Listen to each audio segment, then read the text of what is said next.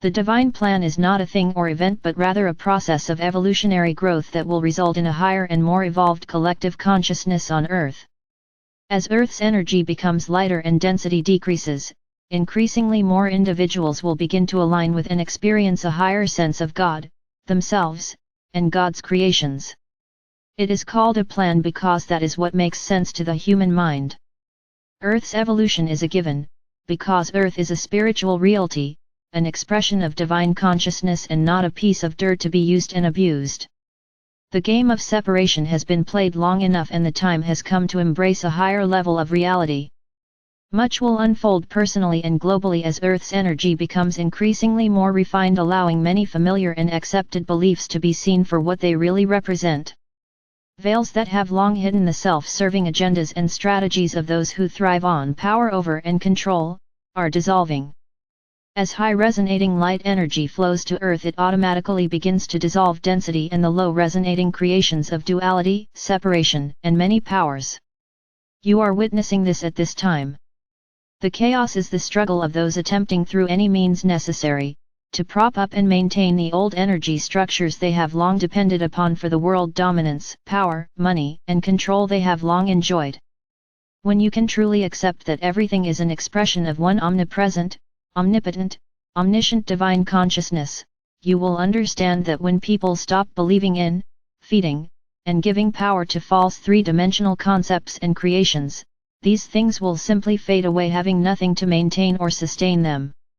It is time for trust, real trust. But what is real trust? Trust as it is commonly understood is looking to or relying on some person, group, law, idea, or belief outside of self to be or do what is desired, needed, or expected. But because this concept of trust looks outside of self for that which only God has to give, it very often disappoints. Always be aware of what you place your trust in. Trust has become a catchword, an easy solution, especially with authority figures who often say, "Just trust God," but God you are supposed to just trust is most often some concept of an old man in the sky that will look favorably on you if you follow his, the person's or organization's, rules. The answer really is to just trust God, but the God in which you place your trust must be the self-sustaining, self-maintaining divine consciousness or God that is fully present within rather than some man in the sky concept. It means trusting that because God is infinitely expressing the fullness of itself as every person, the completeness and wholeness you have been seeking outside of yourself is already yours.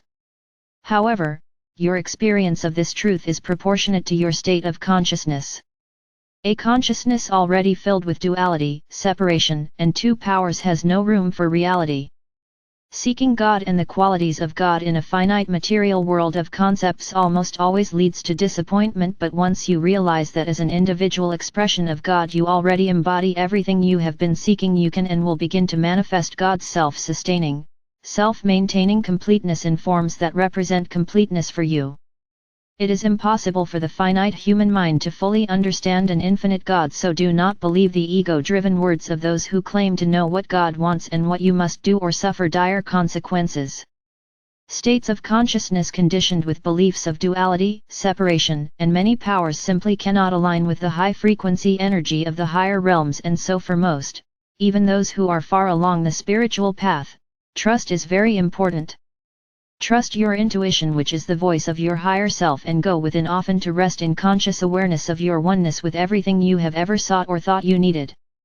Trust that all is proceeding according to plan, God's plan, not man's. We are the Arcturian group.